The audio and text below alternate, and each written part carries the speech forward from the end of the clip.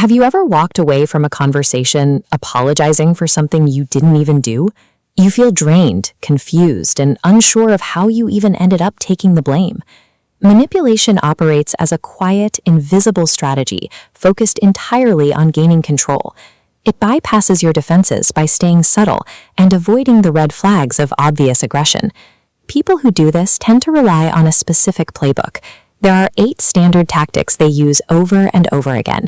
And the good news is, once you learn how to spot these plays, you can counter them. These tactics rely on remaining hidden. The game only works as long as you don't realize you're playing it. The first play is gaslighting. This is when someone slowly rewrites the story until you start wondering if your own memory is flawed.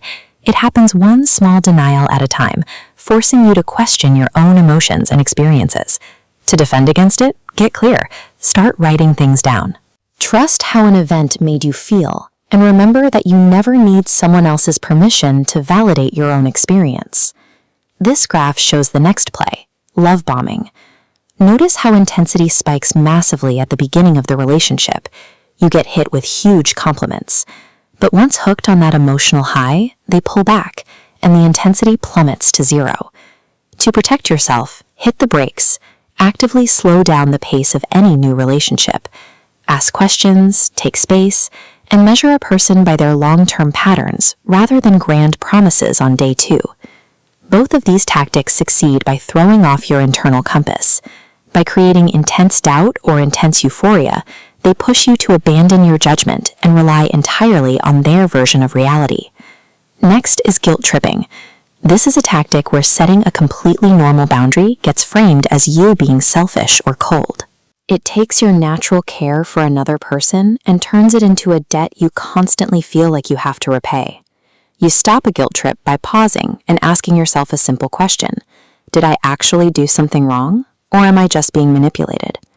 Real guilt violates your moral code. Manipulated guilt is felt when you fail to comply with their demands. The silent treatment uses absence as a punishment.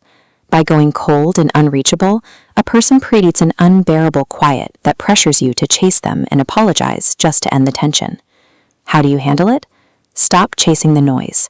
Name the behavior out loud by telling them you are ready to talk, but won't accept silence as a punishment, and then hold your ground.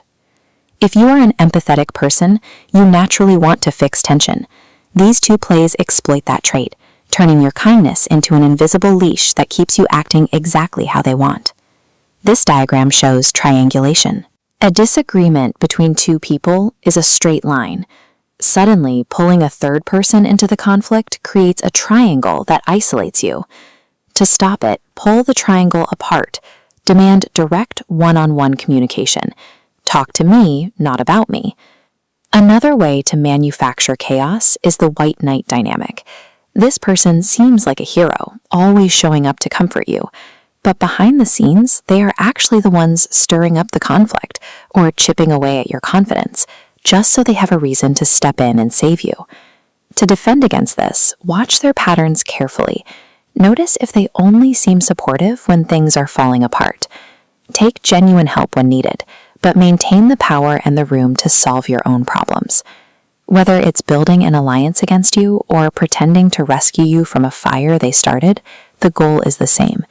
By manufacturing fake crises, the manipulator positions themselves as your only possible path to safety. The next play is breadcrumbing. This happens when someone gives you just enough attention, like a random text, to keep you emotionally invested, but they never actually commit, show up, or move the relationship forward. The way out is to stop chasing the trail. Decide right now that inconsistency is unacceptable. You deserve more than crumbs, and if they always leave you guessing, you have to be willing to walk away.